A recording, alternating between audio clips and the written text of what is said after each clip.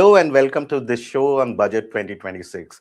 Ever since Union Finance Minister Nirmala Sitharaman read out her 1.5 hour long speech, news channels have been scrambling to pinpoint one big ticket announcement that could make for a catchy headline.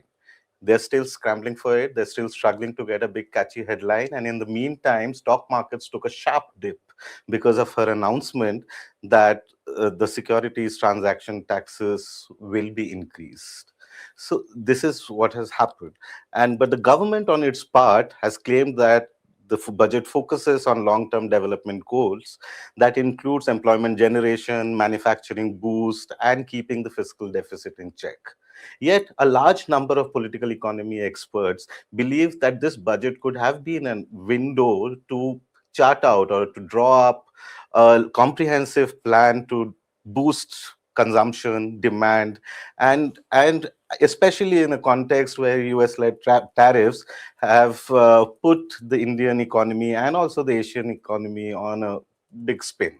So this is, and moreover, with no immediate reliefs for common people, it it seems almost certain now that the common people and poor of our country will continue to live in deep uncertainties, especially at a time when there hardly any welfare spending. Such is the situation that if you see the last year's revised estimates, you see a massive underspending of the budgetary allocations made last year. There are many instances of such. One of it is Jal Jeevan mission, in which around about 67,000 crores which were allocated in last budget, only 16,000 or 17,000 have been actually spent. So we'll discuss all these kind of things currently, and we are here to discuss what this budget presents to us. Is there anything for the middle class? Are the government's claim about long-term developments true, or what the political economy experts believe, that this budget has actually done nothing structural to improve India's uncertainty at the moment? And today, I'm Ajoy Ashirwad from The Wire, and I have with me MK Venu, Wire's founding editor, and Yamini Aiyar, who is the former head of Center for Policy Research and currently a senior fellow at the Brown University. Welcome, both of you. Thank you. Venu, I'll start with you. What is your broad take? So my broad take simply is that this, sorry to sound a little facetious, when she was speaking and she was presenting a speech, I felt a terrible sense of deja vu. That was my first tweet. I felt that everything that she was saying, she had said sometime before the previous year, or the previous year, if maybe. It's been 11 years now, yes. So, lots of small things, but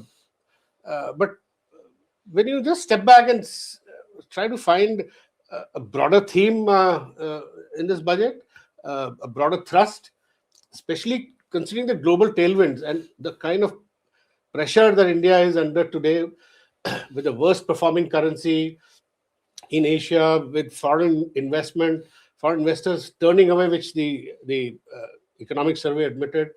There are such clouds of uncertainty.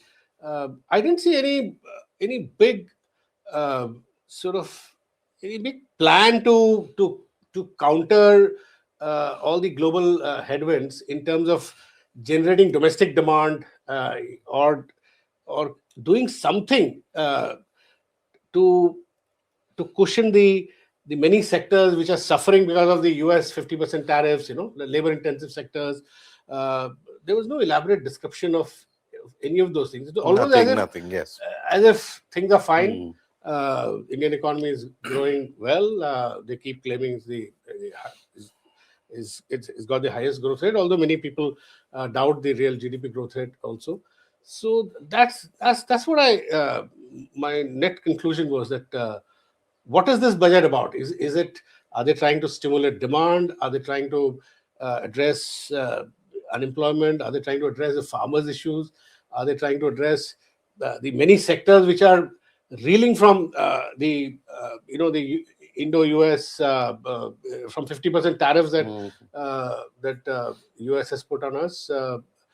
And some of the announcements that she made like 200 legacy industrial clusters to be revived. Now, I thought that this should have been done in the 11 years that they have, Yes, yes. they have ruled Mm. or they've governed. And then that 10,000 crore equity fund for small and medium enterprises to revive small. Well, I've heard this many times before, support, some funding support for small and medium enterprises through SIDBI, etc. Nothing has happened. Small and medium enterprises have, through COVID, through before that demonetization, GST, they are virtually, they've been destroyed. So I don't really see anything. Even the ruling party, the treasury benches, seemed less enthusiastic when they were thumping the desk. I didn't hear in a single announcement where the thumping could be louder and excitement in their own camp. Well, Such announcement. No, Yamini, what do you feel? Old wine in new bottle? Well, you didn't hear any thumping because there was no real one big Organic announcement thumping. or Yes, anything yes. in the budget, right? And I think that in some senses is the way to make sense of it, in that global turmoil, ruptures notwithstanding, I think it's almost a very sober admission of the limits of what we can do given the limits and constraints of our economy. In the following sense, right? Since the pandemic, the budget has emphasized stimulating demand via capex, right? We know that has not kind of revived the animal spirits of the economy in a broad-based way. There has been some revival over periods of time, particularly, for instance, in the real estate sector and luxury goods sector, etc. That kind of created the K-shape of the economy. But the overriding structural challenge, how do you create a labor-intensive growth, has been a problem that, to Nirmala Sitharaman's, in all fairness, is an old structural challenge of the Indian economy that needs revival. And the response to this global turmoil can only come from that.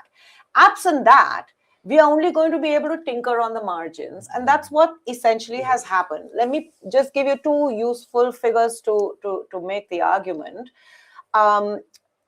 We are clear, and that's not necessarily a bad thing, that we have to stay firm on the path of fiscal consolidation. So this budget has maintained a fiscal deficit. It shows in its revised estimates for this FY at 4.4 and says it will achieve 4.3 by next FY. This was also the year, if you recall, of income tax cuts and rate cuts for GST. Therefore, revenue generation was somewhat tepid. To be fair, revenue generation has always been tepid as a percentage of GDP. It's been more or less static. So how have we maintained fiscal consolidation? Yes. It hasn't come from revenue. It has come from cutting expenditure. Right. So expenditure, it had peaked, of course, during COVID. And since then, there's been a steady decline. But it was approximately 14.19% of GDP for this FY in the revised estimates. And it's going to be down to 13.99% total expenditure of GDP for next year. They have also said, like they have always done, same old, capex is going to stay more or less steady at 3 point something of GDP. So the cuts have come from revenue expenditure. Revenue expenditure is where a lot of the stimulus can be provided to the economy outside of the core capex. And that's really where the changes, to the extent that there are any of the budget, are visible. So it's really, just to summarize, a sober assessment of what can be done given challenges. You don't want to upset the boat of fiscal consolidation at this point in time. So you have to maintain that path. And the only way that you're going to be able to maintain that path is to keep expenditures in check. Once you have made that call, what big ticket announcements can you offer? You don't have the resources. And also, as Yamini was saying, this government has, the problem with this regime is that they've tried everything in the last 5-6 years to stimulate the economy. They increased capital expenditure from roughly 5.5 lakh crore in 2022 to 11.5 crore. Now it's 12 this time. Yeah. Now, in spite of such a big increase, we have not seen any crowding in of private investment. I mean, they Keynes has been defied like nobody's business in the way our economy is functioning.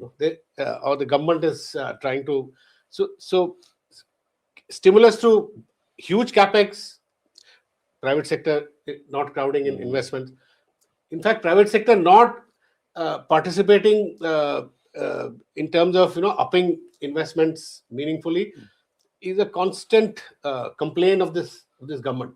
In the economic survey, there's a whole chapter trying to harangue the business, the world of business, saying that why aren't you doing things that big corporations of Japan, Korea, and Germany they've done for their countries. They've really sort of taken risks, and they've taken investments to such levels, and they've participated in creating national kind of brands and all. Nothing of the sort has happened. So no meaningful pickup in private investment.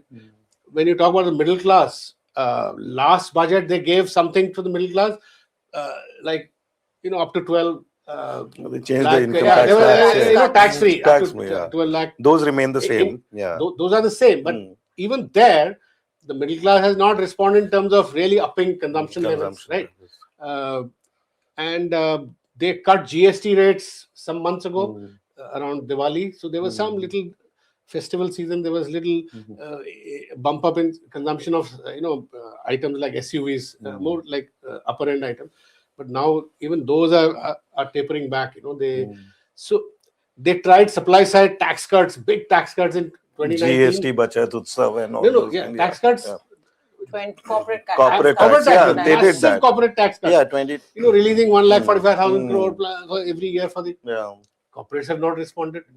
Corporates are sitting on them, as somebody said, 6 lakh crores of reserves and all, not investing, because corporates say that we'll invest only if capacity utilization, consumer demand goes up. Unless capacity utilization reaches about 90%, they don't sort of start planning for new investment, right? So there is multiple traps that this government has got itself into, and the unemployment story, we all know what's happening.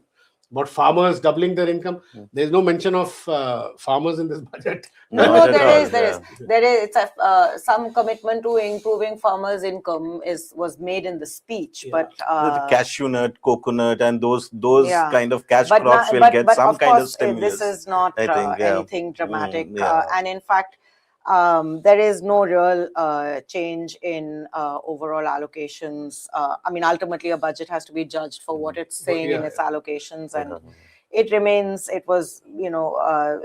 exactly where it was. And the other larger point, again, which Yamini was saying, see, the revenues did not grow this fiscal as anticipated, simply because it's the nominal GDP growth. It's the nominal GDP which you and I experience, right? Nominal GDP grew at it's growing at some 7.6 or thereabouts, whereas they had budgeted for over 10%. No, they're saying inflation rate is down to some 1% or whatever, 1.2. Nobody believes that. So when nominal GDP growth rate is so low, how will you get revenues? And their answer to that is cut expenditure. Like you said, many of the budget allocations they're not spending. Yes, the same thing might get repeated this year. And if you look at, I think Yamini has some figures for the social sector. Yeah, I'll come to that, Venu, but you listed a number of problems why, despite all these kind of efforts over the last 11 years to boost private investment, why is it that the government has been unsuccessful in drawing private investment, despite the fact that India is seen as a huge market, its growth story? This is like, this is a $1 million question. I have read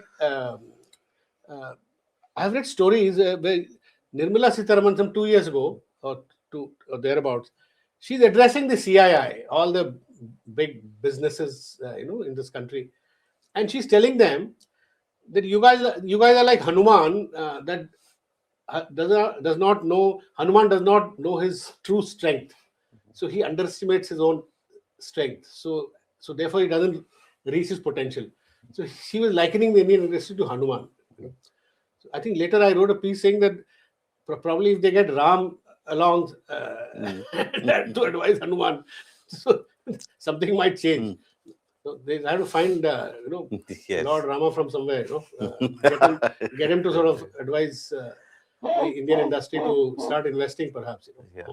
So, Yamini, you pointed out that most of the cuts may have happened from the revenue expenditure side. What could be its impact, like generally overall impact of such cuts in expenditure, especially like as we're talking about, I had this figure about the Jal Jeevan Jeevan mission, yeah, mission, yeah. and even those last 11 years, like Skill India, Smart Cities, Startup, even these kind of have failed to take off. It remain those big announcements by Prime Minister Modi, they still remain a non-starter.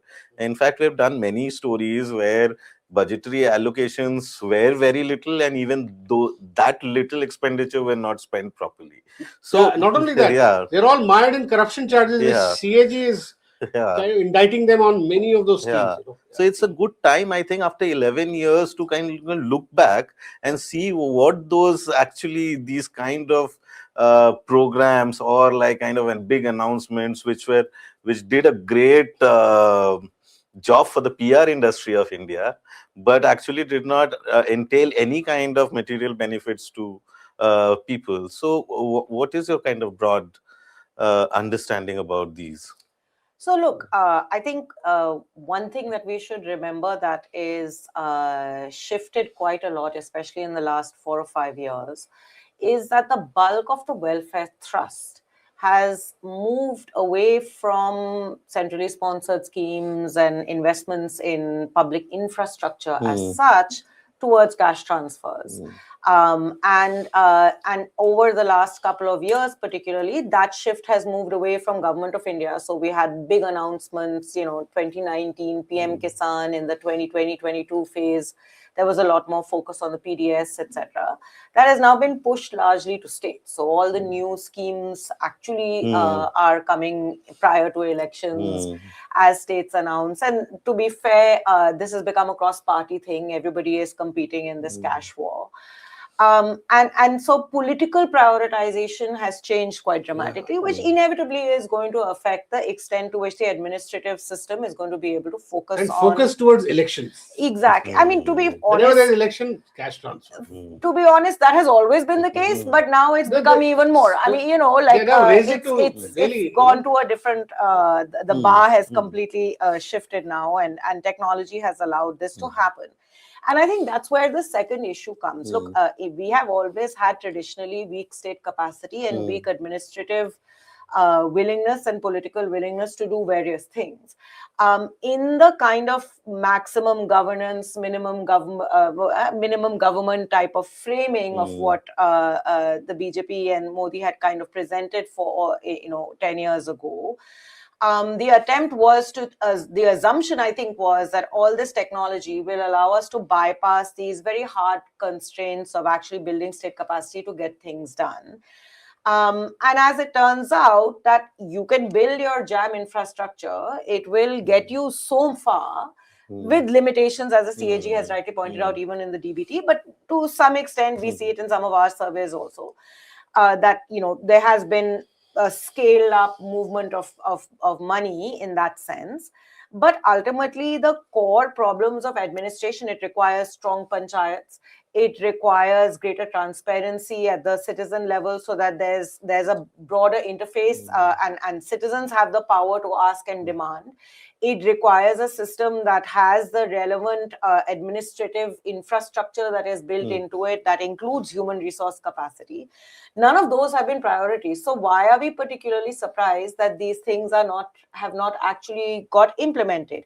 To do Swachh Bharat back in the day, there was a lot of focus on Swachh Bharat. Ultimately, it became a toilet building program. Even that required a lot of money and input, which was given to actually go through that whole process. But the maintenance and ensuring that the gains of that have continued to do the next level of Swachh Bharat urban and overall sanitation and waste management. Jal Jeevan is not about laying a pipeline, but ensuring that water flows through that pipeline. These are fairly complex administrative tasks for which careful administrative prioritization and emphasis need to be put in place. And frankly, that was not on the agenda because perhaps the political calculation was that ultimately the cash transfers are the key kind of means by which the Modi can present himself as the Vikas Purush and the governance Purush, which got him gains to some degree. And then ultimately, when the economy itself, it comes full back circle to where we started this conversation. If the economy itself is not generating enough revenue for you to be able to invest across a range, you're going to have to do expenditure cuts because you don't have enough revenue for the economy. And in that constrained fiscal space, Government of India is going to cut in these sectors as it always has. So that's really what happened.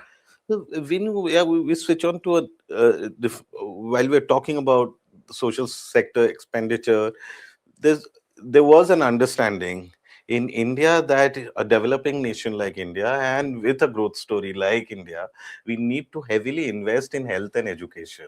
Over the last 11 years, we have seen very little of very cosmetic changes in these kind of budgetary allocations. So, and these are the mainstay of any form of long-term employment generation, both good health and good education. This time we have had an announcement of content creator labs. While the education budget remains the same, the uptick in the education budget is probably because of this content creator labs in schools, which are actually decaying. The school infrastructure in India is crumbling right now. So is higher education. And so is higher education. So is the government's health infrastructure also. So what do you have to comment on that about? I think Yamini will give you more details on health and education because but this employment generation aspect. But I'll make a larger point, which is something that Jean Drèze said about 5-7 years ago. That Modi government's mindset, he wrote a piece which stayed with me, that is always physical infrastructure. It's a Gujarat thing. They want to see sites of steel cement sites of development, which will include also Sardar Patel statue, but, bridges, ports. That's why the emphasis on capital expenditure and constantly hopping on roads, there's 6-lane highways, it's fine, all fine. But these days, the question to ask is, even roads and all have become so mechanized construction. Are they generating enough employment? And Drèze's point was that there's a decided bias in favor of physical infrastructure as against social infrastructure. That has been visible in the last 10-11 years in terms of even outcomes. I think health sector outcomes, health services, or even higher education. I mean, you open a newspaper, Yamini, what do you read about higher education these days? It's a mess everywhere, right? Totally. They on paper they've created many more IITs, many more aims, and what do we see? They've created some physical infrastructure there, but are there enough personnel there? Whether teachers, filling of posts, health services posts, public health services. There is no. I mean, it's abysmal, abysmal. Yes. And all these things got exposed after COVID.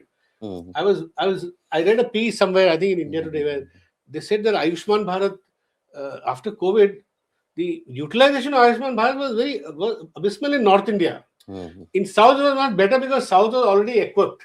South was already doing a lot of insurance-based health, delivery. So that is the state of affairs. And with this government, nobody's. They are so adept at building narratives that they'll say that they've done 60 things, and it becomes very difficult to track all those 60 things.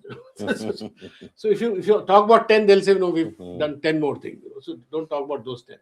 And we all know, what has happened to smart cities. Right? Yes. In this budget, they talk about tier 2, tier 3. What has happened to tier 1? No, the existing smart projects are in abysmal state of Delhi, the pollution, livability in tier 1 cities. Now they moved on to tier 2 and tier 3. Tier 3. Yeah. So Yamini, I assume like the idea that the government is probably trying to project is that we are trying to skill people. So skill people, as opposed to a few years back, I don't remember, I think Amitabh Kant wrote a piece where that this government doesn't believe in creating social sector expenditure like public health or public education, but to give deliverables. So which deliverables mean like you give them toilets, you give them gas cylinders, you give them PM Kisan, or what we mean by DBTs now.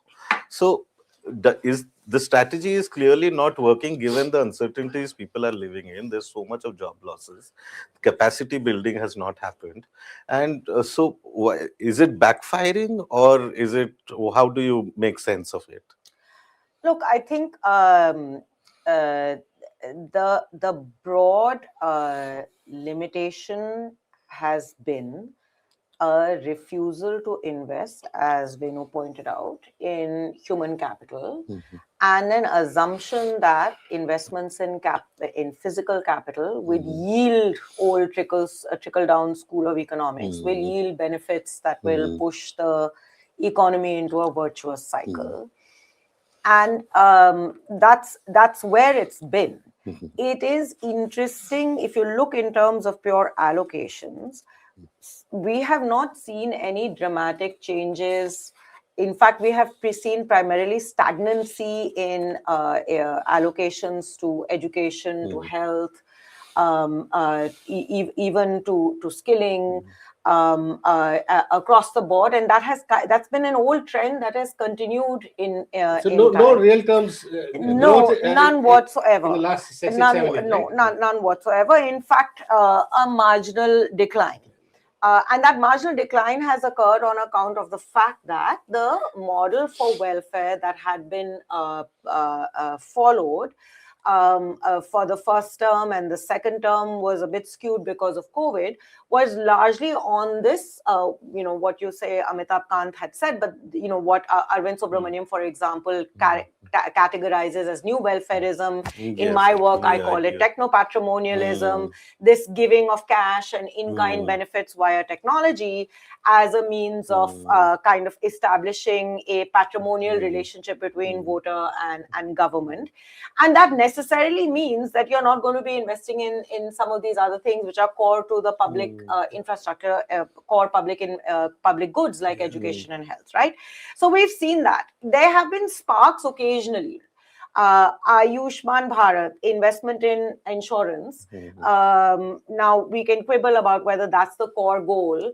But for a moment, without getting into a detailed discussion on what should be prioritized in health, there was some prioritization of an idea in health via saying through Ayushman Bharat we will emphasize insurance as a means of enabling tertiary care to the poorest. The building out of health and wellness centers, which I must say without too much investment in terms of budgetary allocations, but overall study seems to show that they are actually working well in different parts of the country. The new education policies, emphasis on foundational literacy numeracy through Nipun Bharat, has yielded some positive shifts even in the way in which budgets are being prioritized, in that the prioritization of Samagra Shiksha for primary schooling is now much more on quality related inputs than mere infrastructure related inputs. But those are all incremental. It hasn't collectively amounted to a massive shift. And coming back to budget of today, as Venu has said, we've heard old wine in new bottle about this employment issue now consistently for a while, and certainly after the 24 election, it has been visible. And some new interesting announcements have been made, right? Care economy has kind of found center space. This employment, education, employment, skills, standing committee, although I'm not sure whether the budget is a place to announce a parliamentary standing committee, but chalo, theek hai, nonetheless. All of this is fine and dandy in and of itself, but it doesn't address the fundamental issue of, are you actually investing such that you can build the necessary skills for this overall transition?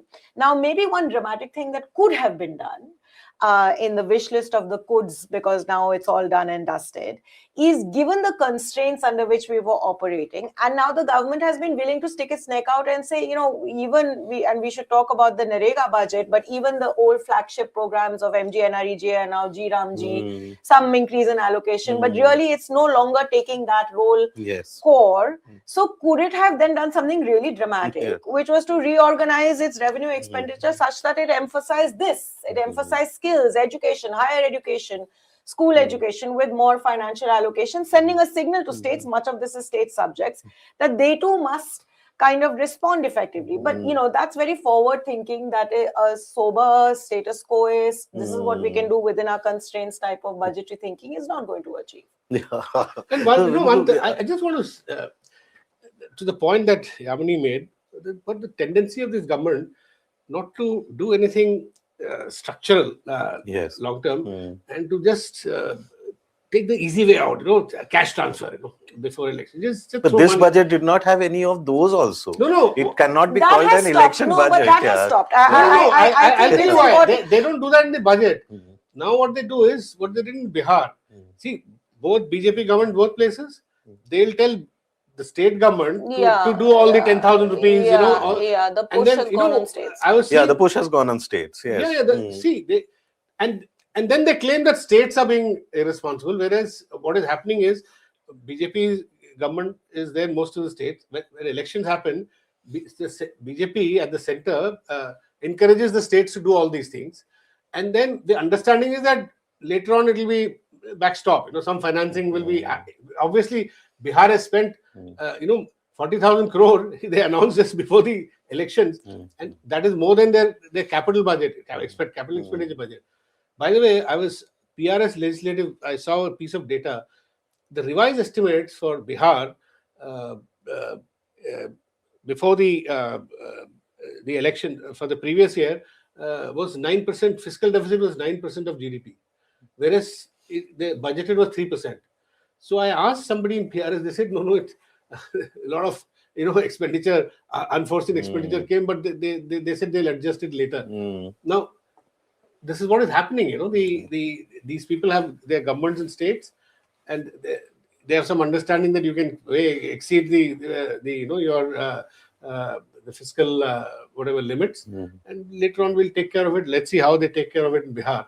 So, but more importantly, I must tell you, there's a book which former finance secretary Subhash Garg wrote. It's called, I think, We Also Make Policy.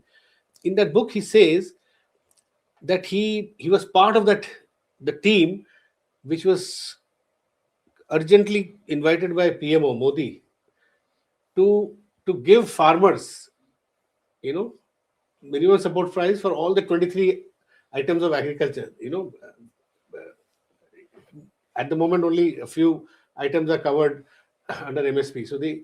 So Modi called a meeting and said, I want to cover all 23 items. So tell me what it will take. So they all sat together. This is all in the book. And they prepared this thing, blueprint. This is what. The next meeting he called and he says, this, it seems this won't be possible. Have previous governments done this? They said, no. Nobody has given minimum support price for all 23 items. So then the PMO goes, okay, let's cancel this. This was just before 2019, 6 months before the elections. So let's go for PM Kisan then. So that's the change of attitude. First, you first have series of meeting on how to structurally change life for the farmers. Give MSP on, somehow create an MSP thing for all 23 items of what they produce. And then you say, okay, this won't be possible. It's too complex. So easy way out. PM Kisan. PM Kisan is also a political cash cow. It's a cash cow, right? Yeah. So I gave you this example to show how in their internal workings also, the bias is all towards, as Yamini said, paisa fek do. Just use jam. Now this jam has become it's boomeranging in terms of the temptation and the tendency. So, Yamini, I was looking at the data. That social sector, there are around 20 social sector schemes. And last year's revised estimates show that 17 of the 20 social sector schemes underspent last year. So that brings me to a question that do budgetary allocations even matter now? Why is so much of underspending, and to the extent, as we have again, I would like to quote the Jal Jeevan thing, which is like a deficit of nearly 80%. Yeah, Yeah. yeah. No, look, this problem of underspending is an old one. And in fact, some of my original work back in the day evolved precisely from this from this observation that during budget time we talk about BEs and allocations, but the real story is in the revised estimates that are consistently driven down across various schemes, and there's huge bottlenecks of implementation that go all the way down the system. And this is a recognized problem even in the bureaucracy, and over decades lots of debate has happened on what needs to be done to fix it. This dependency on technology is a big part of the story also, and even we push this idea, these just-in-time transfers of money in ways that could ensure that some of the administrative labyrinths that create all these bottlenecks in spending could be resolved. But in order to do that, for all of this to work, you actually have to have a much more concerted effort at building state capacity and strengthening the structure of the state at the grassroots level. What we have done over the last decade actually is kind of the opposite. And here again, technology has been used to centralize a lot of things, which have weakened the capacity, already broken system. It's become a lot harder. And because we don't have good data, and we are not in a, the political environment doesn't generate conversation. One part of the data issue, of course, is around, big census, etc., that we don't know what's actually happening in the real economy. But also in administrative data, there used to be space through, for this kind of discourse. But that's become very hard. So all these technology tweaks for just-in-time, etc., how are they working? To what extent is this aiding and facilitating? And to what extent is there a dialogue that can be generated between states and center? Now the politicization has become even more, right? Think about West Bengal, Tamil Nadu complaining about not receiving Samagra Shiksha, NREGM, etc. So, all of this. So it's this perfect storm of an old administrative problem to which some new tinkering solutions have been developed. But we don't have the culture now in which we can actually debate, dialogue, and figure out what's right, overlaid by political centralization such that, monies are being, all governments, even prior to the NDA or BJP, have used discretionary funding of centrally sponsored schemes to align to politics. That's not a new phenomenon. But here, everything is on steroids, and it's being done overtly against opposition parties, like the Samagra Shiksha in Tamil Nadu being a good example, all of which are delaying things. Don't forget, fundamentally in our federal structure, monies for schemes can only be implemented via cooperative federalism. That is, some monies may come from centrally sponsored schemes through central directive, but ultimately it is the state implementation architecture that needs to work towards getting these things implemented. If you create an administrative culture of such deep centralization, these problems are going to occur. Yes.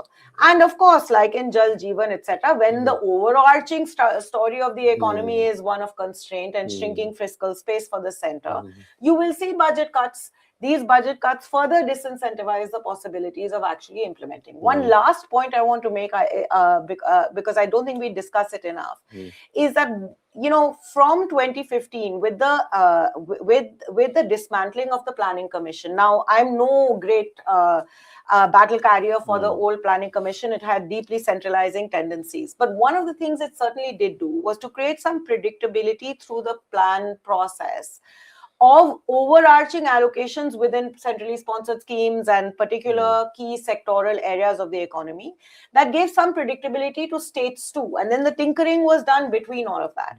Now, absent the Planning Commission, these are discretionary allocations in the hands of a finance ministry. Finance ministry by design is incentivized to cut expenditure, not to give expenditure. That is its fundamental function. Yeah. So when line ministries are going to Finance Commission with their demand for grants, The Finance Commission's instinct is to say, where can I cut? Because I have to keep within my fiscal consolidation story. That whole the dialogue and debate around developmental expenditure, which brings states in, used to be done through the plan process with all its imperfections. It had this one value. We need to ask, have we thrown the baby out of the bathwater? Not going back to the old planning commission, good God, no, we don't need the status quo, but to be able to build off and recognize the limitations of what happened when you threw the baby out of the bathwater. No. You're making a very important point, Yamini. I want to bring you in here, Venu. This over-centralization.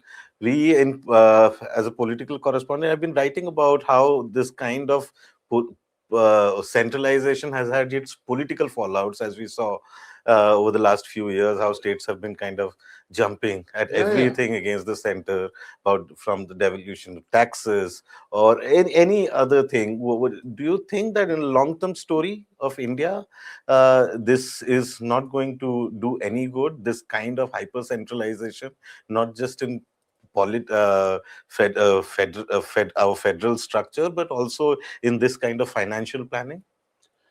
Here again, Ajoy, it's an attitude. You know what they've done to the Jiramji, the replacement of Manrega. What is it? You know, after all, the last few years, what about 90,000 crores? Essentially, to put it bluntly, what has Modi government done? It has said, okay, this won't be now decided at the level of panchayats. It won't come from below demand. We will decide. It's not a right anymore, and it's not demand. We'll decide how to spend this and how. Basically, they want to use this. My take. They want to use this corpus also around election time. Just throw. Basically, it'll be the votes that they will get in state elections or in other elections. This money will be used to maximize the votes that they gather in various elections. And the other thing, again, the attitude. Again, I go back to Finance Secretary Subhash Garg's the latest book, the one that came out some 8 months ago. No Minister, it's called. You know, where he says that a note comes from Nipendra Mishra, PMO, to them. I mean, shockingly, the note says that although the Finance Commission transfers are the right of all states, you transfer 41%, they'll use it the way they want to. But even on this, we want to see how we can guide them to spend it on the lines that the center wants. He says, please find ways to ensure that the center, even on Finance Commission transfer, that they adhere to broad central, objectives. So obviously in the book he cites that. In fact, he talks about that note, and Subhash Garg says that they were all the bureaucrats there, in the ministry. They said, "What the hell is going on?" They don't even want to give states full independence to use the, their legitimate, transfer, tax share. Yes. So this is a mindset, and this mindset has been kind of playing out in different ways. No, they had stopped, even when MGNREG was there, stopped all the West Bengal's funds, and it was a huge issue back then.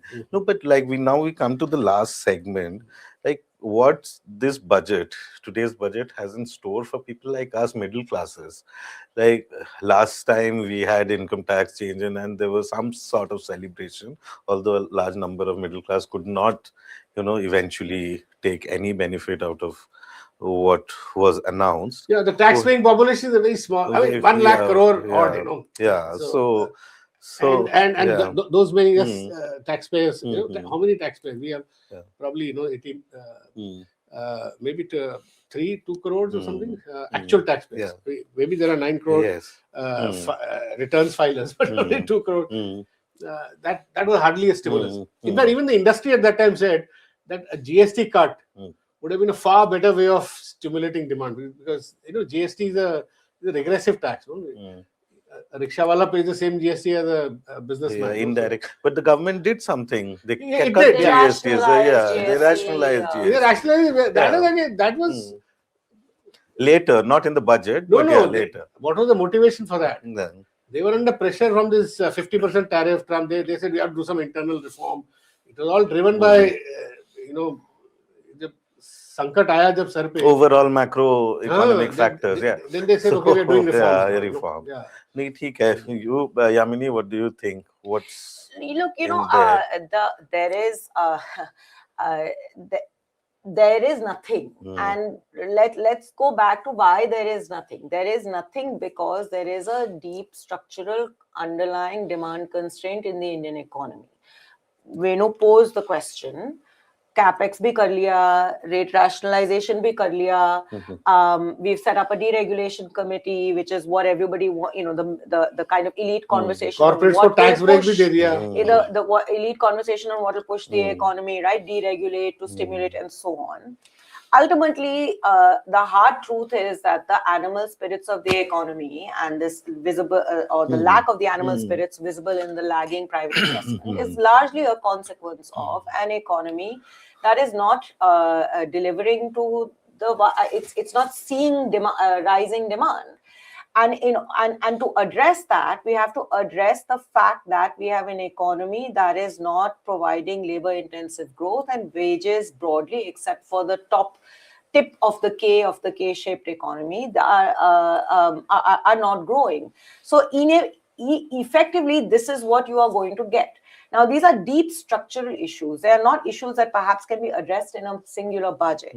But the assumption that we can kind of paper past all of this with these nice move towards a little bit of that. So we've got some nice announcements that we recognize: care economy, employment, services sector, employment, focus on tier 2, tier 3 cities for infrastructure. We know one of the constraints of MSME, for instance, is the low quality of infrastructure in tier 2, tier 3 cities with some minor amounts of allocation, but it isn't a broad roadmap.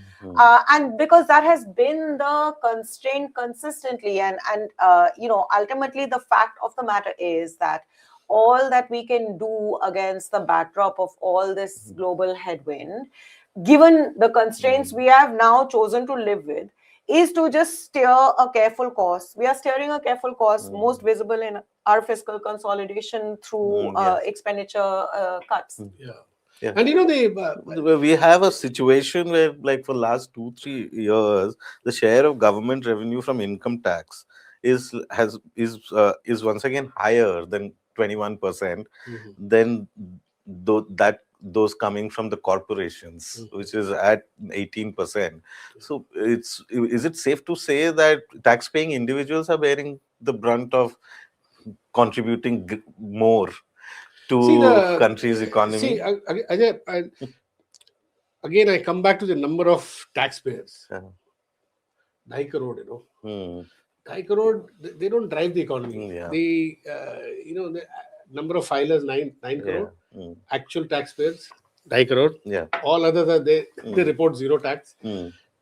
The real story is that supplementing this K-shaped growth that Yamini said, the periodic labor force survey some years ago clearly said that bottom 70% of the wages are stagnant. ये तो सब admit करते हैं. Government also knows. If bottom 70-75% is stagnating, and if the bottom, that K का जो नीचे वाला डंडा इतना लंबा है, तो you will never, economy will never recover, and this is reflected in other ways. The household savings, RBI data, household savings are a multi-decade low. Household savings are at a multi-decade, low. I think 30 or 40 year low. RBI said people, the savings are going down. People are borrowing to consume. Their retail loans, you can say loans against gold, all kinds of retail loans are. So there is distress among the lower middle classes. So that problem will haunt us for the next many years. So Yamini, you're talking about creating labor intensive industries. This budget doesn't have anything that kind of probably more of optics about AI, R&D, rare Oh, earth absolutely. magnets, Yeah, and yeah. all of No, those. These are not labor it intensive. it Yeah. is So the yeah, bits. So the labor intensive bits are things like care economy, yeah. this textiles. Yeah, they There's some focus spoke on about some General textiles. textile and industry, fabrics at a Yes, time when leather, most of the footwear. Coimbatore textile industry is are on the verge of shutting down right now because of the US-led tariffs. sure. No, So, but all I'm yeah, saying, yeah. and So, but and some of the there's longer term no things like tier focus two, on tier three. Yeah, hmm, but it's there are these. It's all there in some smattering. It's mattering. not Yeah, a it's not a concerted, focused. focused Yeah, effort. Absolutely. absolutely. And Yeah. ultimately, even the claim that we want to move the employability through services requires a huge investment in skilling, higher education. Higher education budget has not moved. It's at 55,000 crores. It Yes, stayed yes, right yeah, there. it's So right there. I forget the software issues about the quality Hmm. of higher education. Even the what a budget can do, which is allocate, the allocations have remained Rare earth stagnant. So magnets, nothing. It's just like it feels like very pompous or vacuous. One of those. It's So just yeah, to reiterate where I began. It yeah. is just a sober. I mean, in some ways, it's the most credible thing about this budget is its admission that there's nothing I can do. This is what I have, and I'm operating within this constraint. I am not going to try anything dramatic to expand. And I'm hoping that because what I have has allowed me to chug along thus far, I shall continue to chug this way. Yeah, so no, that's like quite a, very good summing up of what you were trying to say. I'll get the last word from you, Venu. Well, pretty much along the lines that basically it's a holding operation, this budget. And I now feel that really things have to be done outside the budget, And budget is what? I'm not even sure, Yamini, I'm not even sure whether this budget, some of the numbers that they have assumed will hold, because I read Jairam Ramesh's tweet that they're changing the GDP base. CPI. They're reducing the food weightage in the CPI basket. House rentals going up. How will inflation play out? What is the assumption for CPI? What is the assumption for rupee? I hear all kinds of discussion within the government. Some say that rupee should be allowed to depreciate, find its natural level, which could be 95, 9700. So, and assumption for rupee, assumption for this thing, assumption for GDP. They are changing GDP methodology also. So I don't know whether as we go along, how the assumption will change. Hold up. They are assuming a nominal GDP growth of 10%. Now I don't know, 10%. They claim 6 to 6.5% will be the real GDP. Are they saying that then inflation will be about 4%? Is it because CPI is being changed? They expect that inflation will go up. I don't know. Okay, so we'll end it at that. So, and we have actually had a lot of very sharp political reactions also, one of which DMK's Tamil Nadu poll-bound state, the Kanimuri said that even an election in Tamil Nadu could not draw center's attention to Tamil Nadu. And I really like Mamata Banerjee's comments, who said that this is a Humpty Dumpty budget. So we'll end it at that.